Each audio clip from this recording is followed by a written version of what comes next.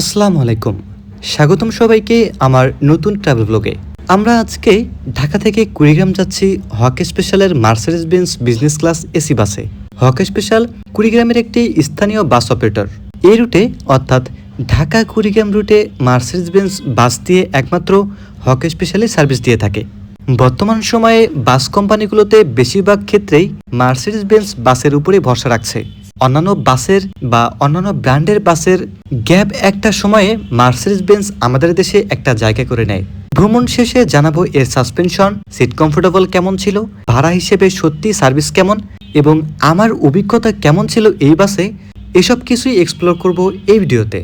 আজকের ট্রাভেল ম্যাপটা যদি একটু আপনাদেরকে দেখাই তাহলে দেখতে পারবেন ঢাকা আসাদ গেট থেকে আমার যাত্রা শুরু হতে যাচ্ছে।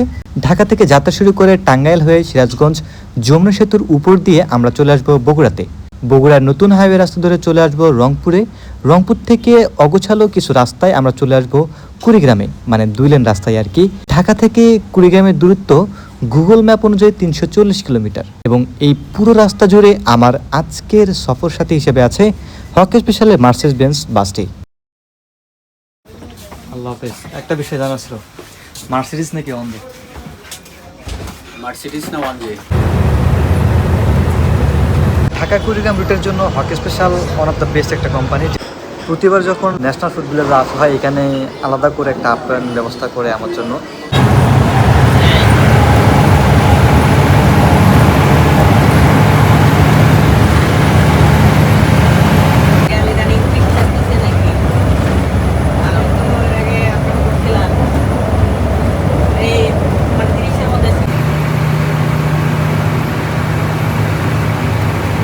নাবিলের এই স্ক্যানিয়া বাসটা একদম চকচক করতেছে, মেবি গ্যারেজ থেকে মাত্র বের করছে।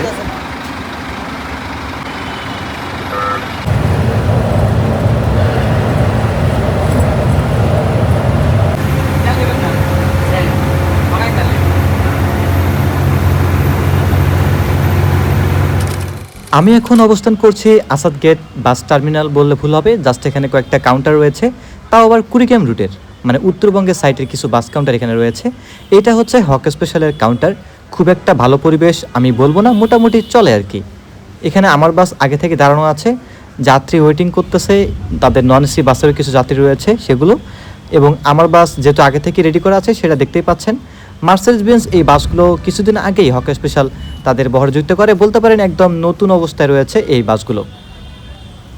আর যেহেতু কুড়িগ্রাম যাওয়ার সেক্ষেত্রে এই কুড়িগ্রামের পারিবারিক বাস অপারেটর হক স্পেশালকে বেছে না, কারণ অনেক ডাকনাম রয়েছে এই রুটে হক স্পেশালের। দেখতে পাচ্ছেন এসএন পরিবহনের একটি বাস, যেটিও কুড়িগ্রামের পারিবারিক একটা বাস অপারেটর। আচ্ছা চলুন ভ্রমণের শুরুতে বাসটা সম্পর্কে একটু টুকটাক বিস্তারিত জানি। মার্সিডিজ বেঞ্জ ওয়েব 1623 মডেলের সিসির উপরে এই বাসটাকে নির্মাণ করা হয়েছে। এয়ার সাসপেনশন রয়েছে বাসটিতে, যেটি স্মুথ জার্নি বলেন বা কমফোর্টেবল জার্নি বলে এটার জন্য অনেকটাই কাজে দেয় এয়ার সাসপেনশন। বিজনেস ক্লাস ফরমেশনে বাসটিতে সিট দেওয়া হয়েছে 31টি। 31টা যে সিট দিয়েছে এর মানে লেগ স্পেস যে কম আছে তা না, যথেষ্ট পরিমাণ লেগ স্পেস রয়েছে। প্রত্যেকটা সিটের সাথে আপনি হেড রেস্ট, লেগ রেস্ট দুটাই পাচ্ছেন, এবং ট্রাভেল করার সময় আসলে ব্ল্যাঙ্কেট ছিল, পানির ব্যবস্থাও ছিল, এদিকটা অনেকটাই পজিটিভ। হক স্পেশালের সিট প্ল্যান অনুযায়ী আমার সিট ছিল C1, এই সিটটা যেটা ড্রাইভারের একদম পিছনের সিট। লেগ স্পেসও একটু ভালোই দেখতেছি, খারাপ না। এবং বাসটিতে দেওয়া হয়েছে ক্লাসিক বডি শেপ, ফ্রন্টে বা ব্যাক ডিজাইনে যেটা বলেন না কেন দুইটাই ক্লাসিক শেপে দেওয়া হয়েছে, যে কারণে সচরাচর ভালো লাগার কথা। অ্যাজ ইউজুয়াল আমরা এর আগে অনেক বাসে এমন ফ্রন্ট ডিজাইন দেখেছি। নাবিল পরিবহনের একটা বাস দেখতে পাচ্ছেন যেটা রিপেইন্ট করা হয়েছে। রিপেইন্ট বললে ভুল হবে, আমার ধারণা মতে এই বাসটা পুড়ে গেছিল, যে বাসটাকে ফুললি রিফাবরিশ করা হয়েছে। দেখতে অনেকটা প্যাকেট লাগতেছে। আমার বাস ছাড়ার সময় দেওয়া হয়েছে রাত 10টা 30 মিনিটে। আমি অপেক্ষা করতে থাকি বাস ছাড়ার জন্য। প্রতিটা জেলাতে কিছু কিছু বাস অপারেটর থাকে, নির্দিষ্ট কোনো জেলাতে নির্দিষ্ট কোনো টপ হয়ে থাকে, যেমনটা পুরো উত্তরবঙ্গে বলতে পারে নাবিলকে। তো সেদিক থেকে ঢাকা কুড়িগ্রাম রুটের জন্য Hoque special one of the best একটা কোম্পানি, যেটা হচ্ছে কিংবা বলতে পারেন যে জেলাকেন্দ্রিক যে বাস অপারেটরগুলো রয়েছে ঢাকা কুড়িগ্রাম রুটে, এদের মধ্যে হক স্পেশাল একটা টপ 5 লিস্টের মধ্যে থাকা বাস কোম্পানি। আজকে যাচ্ছে ঢাকা থেকে কুড়িগ্রাম হক স্পেশালে মার্সিডিজ বেঞ্জ ওয়েব 1623 সিসির উপরে যে বাসটা নির্মাণ করেছে, রিসেন্ট সার্ভিসে যুক্ত করেছে, সেই বাসটির সাথে যাচ্ছি। ফুল একটা এক্সপিরিয়েন্স আমি নিব, তাহলে আপনাদের মধ্যে সেটাই এক্সপ্লেন করব, বা আপনাদের জন্য এই বাসটা বা বাস কোম্পানি কতটা বেনিফিট দিতে পারে বা পজিটিভ আনতে পারে আপনার জন্য, সেটাও শেয়ার করব।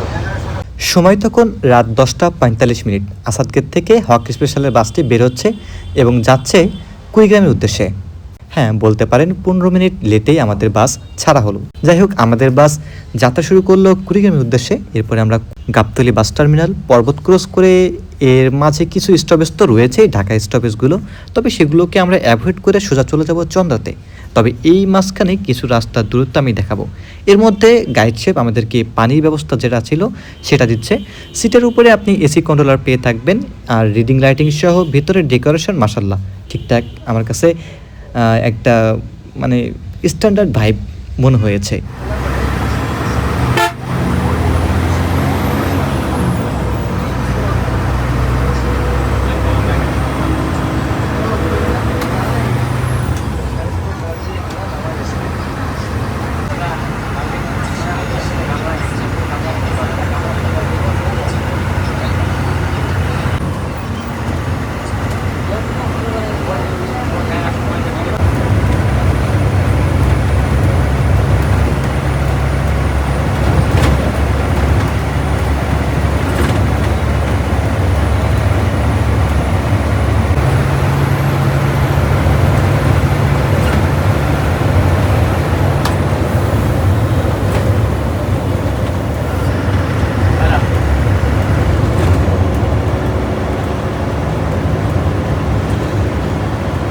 ন্যাশনাল ট্রাভেলসের স্কানিয়া বাসটা এবং এসআর প্লাসের একটি এসি বাসের সাথে আমরা চলে আসি চন্দ্রাতে।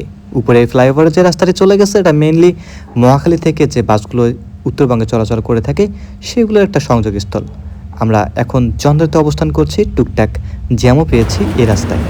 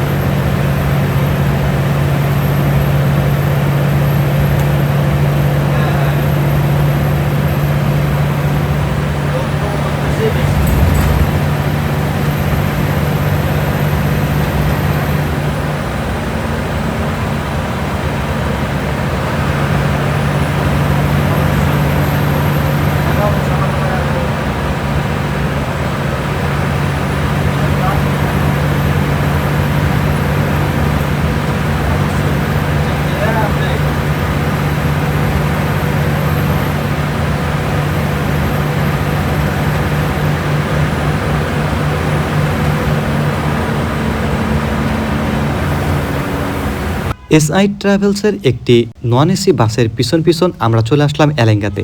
এই পর্যন্ত আমাদের যে 4 লেন রাস্তা ছিল সেটা শেষ। এলেঙ্গা ক্রস করার পর থেকে শুরু হবে নতুন আমাদের যে 6 লেন রাস্তা, সেটা বা 4 লেন বলতে পারেন। তবে আরেকটা বিষয়, এটা কিন্তু অরিজিনাল এসআই এন্টারপ্রাইজ না, যেটা দেখলেন সেটা হচ্ছে এসআই ট্রাভেলসের ওইটা গাড়ি ছিল। এখানে দেখতে পাচ্ছেন কাজ এখনও চলমান রয়েছে, যে মহাসড়কটার কাজ চলতেছে সেটা। আমরা পিক আপ ভ্যানের পিছন পিছন যাচ্ছি। 2 সাইডে আসলে ঢালাই কাজ শেষ, আর মাঝখানে কাজ এখনও বাকি, যেটা করতেছে এখন। এই অবস্থাতেই আমরা যমুনা সেতু পর্যন্ত যাব। যমুনা সেতু পার হওয়ার পরে আসলে কাজ অনেকটাই শেষ বলতে পারেন, 19% কাজ শেষের দিকে হয়েছে। জাস্ট এইটুকু কাজ এখনও বাকি আছে।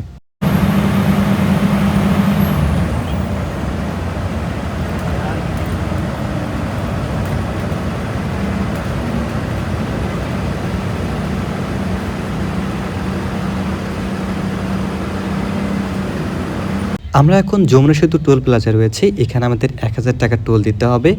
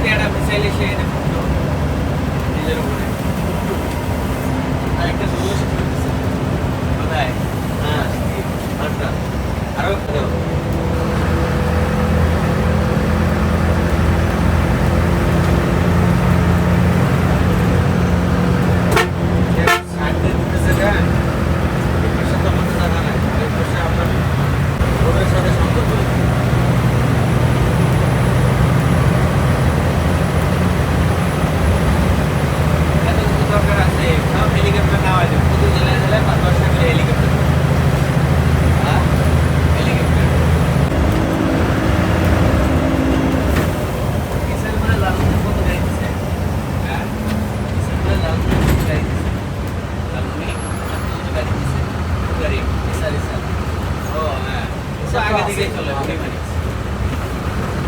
থেকেই আছে। স্যার আগের থেকেই জানেন। আরেকটা পাওয়ার নিয়ে আলাদা, হ্যাঁ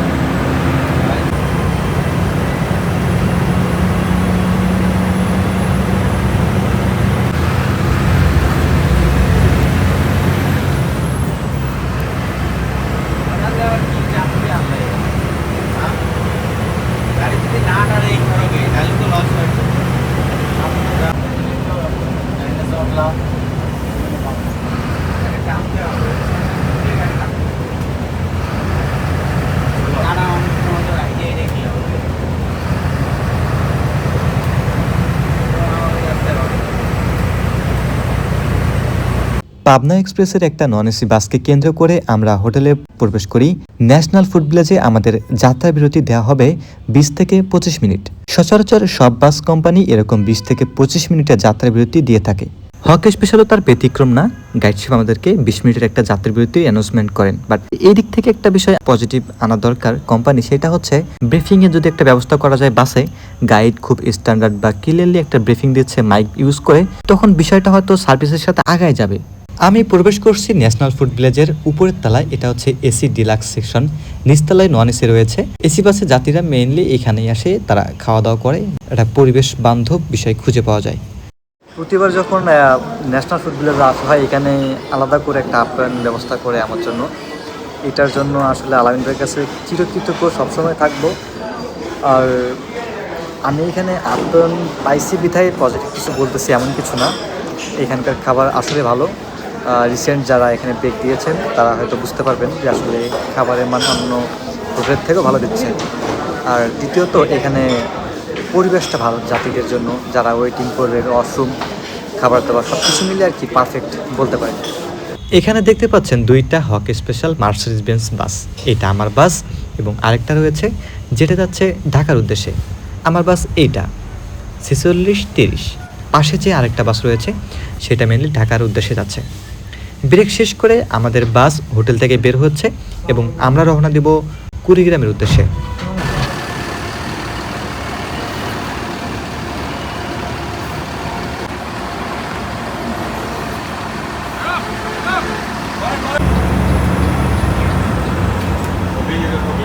হোটেল ব্রেক শেষ করে আমরা রওনা দিয়েছি কুড়িগ্রামের উদ্দেশ্যে। যে জায়গাটিতে আমরা এখন আছি এটা হচ্ছে উত্তরবঙ্গের সব থেকে বড় ইন্টারচেঞ্জ একটা পয়েন্ট। রাজশাহী, নাটোর, কুষ্টিয়া, নওগাঁ যেমন একদিকে রয়েছে, আবার পাবনা একদিকে রয়েছে এবং বগুড়া, গাইবান্ধা, ঠাকুরগাঁও, পঞ্চগড়, কুড়িগ্রাম এইটা একদিকে রয়েছে। বলতে হয় অনেক কয়টা জেলার একটা সংযোগস্থল এইটা।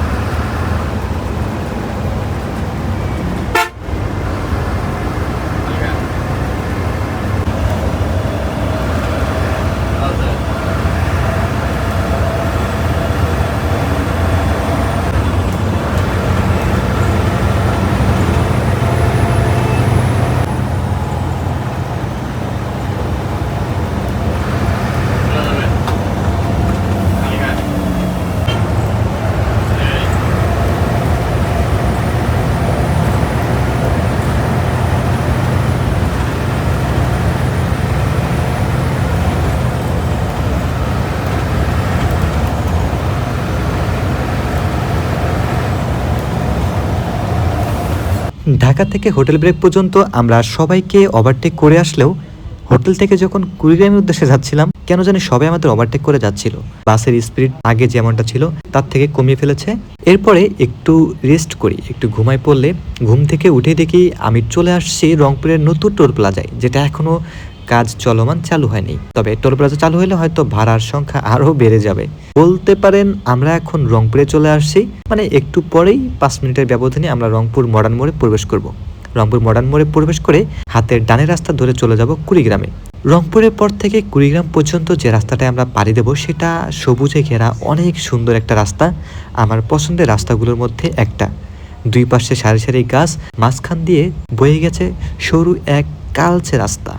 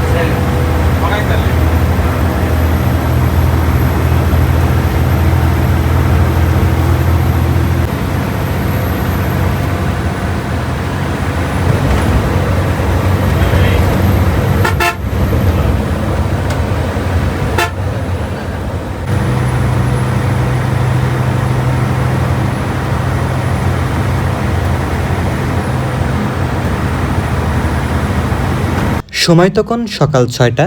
আমরা সহি সালামতে পৌঁছে যাই কুড়িগ্রাম শহরে। এখন অবস্থান করছি কুড়িগ্রাম শহরে। ঢাকা থেকে রাত 10:45-এ বাস ছেড়ে সকাল 6টায় আমরা পৌঁছে যাই কুড়িগ্রামে। সর্বমোট 7 ঘন্টা প্লাস টাইম লাগলো আমাদের কুড়িগ্রাম আসতে। এর মধ্যে হোটেল ব্রেক প্লাস টুকটাক কিছু জায়গায় 10-15 মিনিটে জ্যাম খেয়েছি। আল্লাহ হাফেজ। একটা বিষয় জানা ছিল, মার্সিডিজ নাকি অন্ধ? মার্সিডিজ না ওয়ান জি? দুইটা তো চালাইলেন, ওয়ান জি। একই কোম্পানি দুটো চালাইছে। হ্যাঁ, এটা আমাদের ওয়ান জি হলো বেস্ট। এর সাথে কম্প্রেসার থাকার কারণে এর ইঞ্জিনের শক্তিটা একটু কম পায়, যার জন্য গাড়ির রান একটু কম হয়। এবার আসি মেইন ফিডব্যাকে, মানে আমার জার্নি এক্সপিরিয়েন্স কেমন ছিল বা আমি আপনাদেরকে কেমন মতামত দিব এই বাসটা সম্পর্কে। হ্যাঁ, অনেক ভালো একটা বাস, সিট অনেক আরামদায়ক ছিল বললে ভুল হবে। হ্যাঁ, মোটামুটি চলে, বিজনেস ক্লাস হিসেবে আপনি স্বাচ্ছন্দ্যেই ট্রাভেল করতে পারবেন এই সিটগুলোতে। সাসপেনশনের কথা যদি বলি, তাহলে যদি আপনি এই বাসের সাথে লাক্সারিয়াস বাসের মিল নেন, যেমনটা হুন্দাই, ভলভো, স্কানিয়া, একদমই ভুল করবেন, ওই টাইপের সাসপেনশন এখানে পাবেন না। লোকাল অপশন যদি বলি বা পোক বিষয়ে যদি বলি, দুই একবার যাত্রীদের ইশারা দেওয়া হলেও গাইড সাহেব আসলে ওটা উঠায় নেই, এই দিকটা ভালো লেগেছে। এবং ওভারঅল যে সার্ভিসটা পেয়েছি আমি সন্তুষ্ট হয়েছি। স্পিডও ভালো ছিল, মোটামুটি 90-100 এরকম স্পিড ধরেই সবসময় চালাচ্ছিল। ওভারঅল একটা ভালো এক্সপিরিয়েন্সে হয়েছে এই বাসের সাথে বলতে পারেন। আপনিও ট্রাই করতে পারেন ঢাকা কুড়িগ্রাম রুটে হক স্পেশালকে। ঢাকা থেকে কুড়িগ্রাম কিংবা কুড়িগ্রাম থেকে ঢাকা হক স্পেশালের মার্সেডিজ বেঞ্জ এই বাসে পার সিটে ভাড়া নিয়ে থাকে 1400 টাকা। সবাই ভালো থাকবেন, দেখা হবে আবার নতুন কোনো রুটে নতুন কোনো ট্রাভেল ভিডিও নিয়ে। আল্লাহ হাফেজ।